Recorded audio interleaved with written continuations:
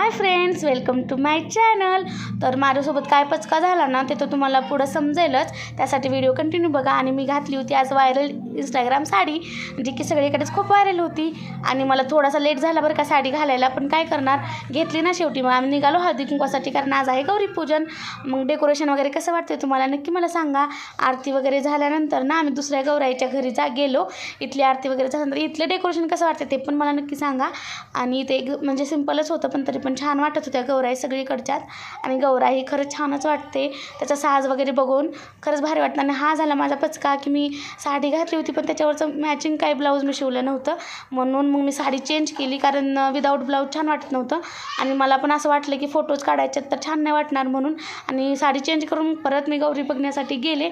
आणि इथं पण खूप छान रांगोळी वगैरे इतकी सुंदर होती ना, तर मी तेच बघत बसले आणि नंतर फोटो क्लिक केल्या, कारण इतकं सुंदर डेकोरेशन बघून आपला काय मोबाईल आणि मोबाईलचे फोटो काय थांबतात होय।